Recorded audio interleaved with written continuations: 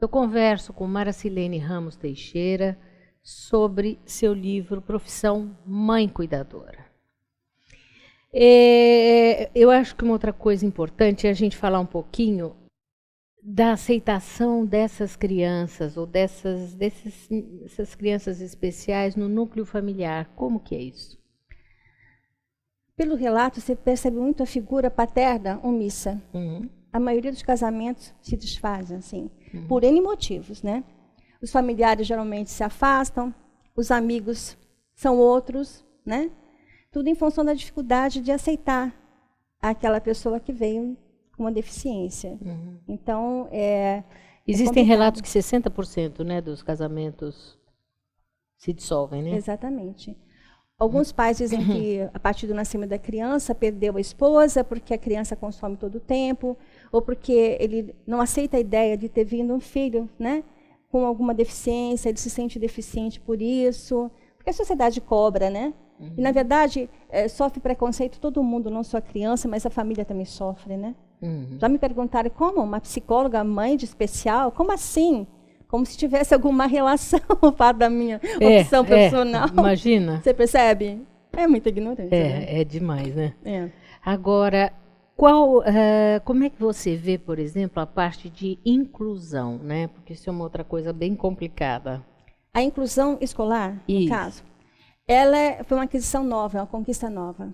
E precisa ser repensada, reavaliada, né? Porque o que você depara, pelos relatos, inclusive, é assim, são professores despreparados, escolas que não têm adaptações. E, principalmente quando a criança, como no caso do autismo, tem um comportamento atípico ou deficiente intelectual, que a idade mental não bate com a idade cronológica, e a escola acha que tem que nivelar todos pela idade cronológica. Então, se você faz isso, você tem que ter o quê? Adaptação. Você tem que ter uma atenção de alguém para essa criança, porque é como se você fosse aprender chinês e, pela sua idade, você entrasse no nível avançado. É muito difícil. É muito enlouquecedor isso, né? Agora, uma outra coisa que eu acho que é importante a gente falar é em relação aos profissionais da área de saúde. Como é que você avalia isso? Segundo o relato dessas mães, é sempre o mesmo equívoco. A maioria deles é equivocado. Tem profissional de todo tipo, né? Tem aquele profissional que fica numa redoma de vidro, né?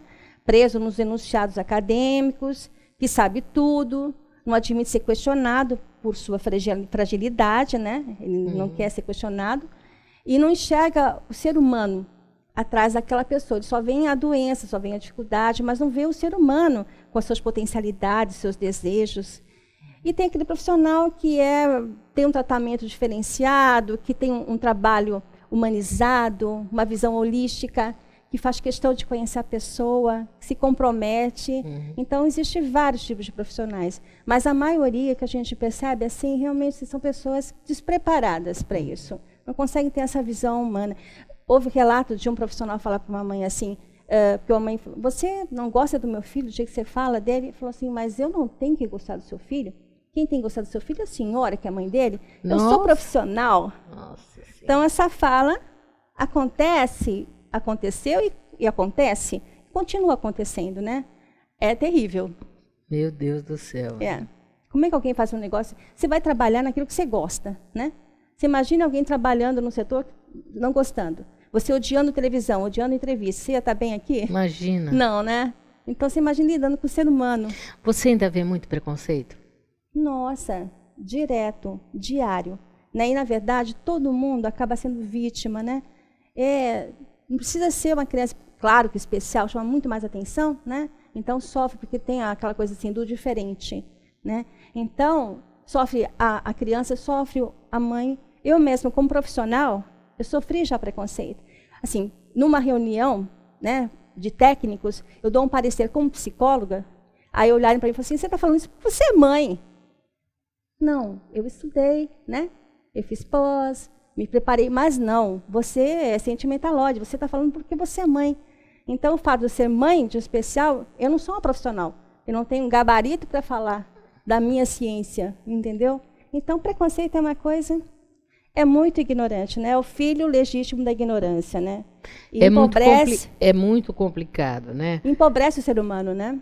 Agora, eu acho que isso aí acaba fechando muitas questões e fechando, inclusive, porque muitas vezes, outra coisa que eu acho que é importante é que às vezes a pessoa fecha um diagnóstico e acaba rotulando e acaba fazendo com que não se veja a potencialidade da pessoa, não é isso? E geralmente os diagnósticos são todos pontuados no não, né? Seu filho não vai fazer isso, ele não vai conseguir aquilo, como se fossem deuses, né? Eles têm um dom, né, de saber como é que vai ser o futuro, sem saber que o ser humano surpreende, né? A capacidade é uma coisa que não morre, você pode continuar aprendendo o resto da sua vida. A criança tem condições de aprender de várias formas, mas não acredita, né? E quando você não acredita, como é que fica, né? E quando você às vezes dá alta, o profissional dá uma alta, para a mãe da criança é como tipo assim, nossa, meu filho não tem mais jeito, né? Mas aquele profissional, ele fez até onde ele pôde, né? Mas ele tem que dar chance de um outro profissional chegar com uma nova abordagem e conseguir alguma coisa. Claro. Né? E não tem mais jeito, sessão, não procure mais esse tipo de terapia, porque já deu o que tinha que dar, não sei o quê. Esquece que também tem a ver com a relação deles, né? O que você produz pelo que o outro também te dá de incentivo, de motivação, né? De acolhimento. Claro. Tem muita gente que tem que aprender, né? Nossa, e como? Muita gente tem que aprender. Qual é a lição que você acha que as pessoas podem tirar da leitura do livro? É respeitar o lado humano, né? São pessoas. Atrás daquele rótulo, atrás daquele diagnóstico, daquele rostinho assim, assado, existe uma pessoa que sonha, que sofre, uma pessoa que merece ser feliz, independente de qualquer outra coisa, e que essa pessoa está numa família, e que para essa família é difícil, entendeu? Tem gente até que não quer ler o livro, tipo assim, nossa, deve ser um livro muito triste, né? Vou chorar, então... Mas não, são histórias, umas mais alegres, outras mais tristes, são histórias surpreendentes, mas são histórias de vida, né? Como se fossem de superação, diários, muitas vezes. De superação.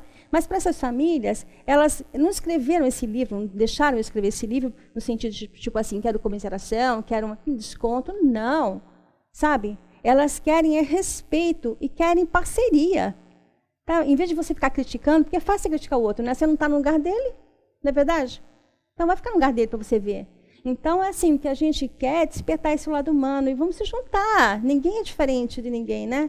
Chega mais, vamos fazer parceria, porque aí o mundo fica mais fácil, fica mais leve, né? Já voltamos a falar. Ouça agora a doutora Elizabeth Gaspar, cirurgia dentista, dando uma dica de saúde bucal.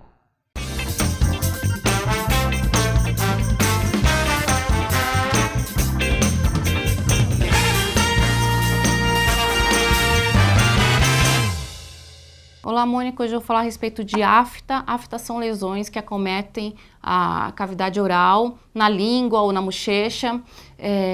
Geralmente elas são amareladas, esbranquiçadas. Ao redor é um vermelho bem brilhoso, causa muita dor ao paciente. A afta geralmente acontece em pacientes mais propícios que têm baixa imunidade ou por alguma doença, tipo câncer, AIDS, infecções vaginais, diabetes, entre outras. Também é acometido pacientes que sofrem grande estresse, trocas hormonais ou pela menstruação ou por gravidez, alergia de alguma medicação ou alimentação. A afta causa muita dor, ardência, perda do paladar e raramente pode causar até febre. Me mantenho à disposição. Qualquer dúvida, entre em contato ou no e-mail ou pelo site. Obrigada, até semana que vem.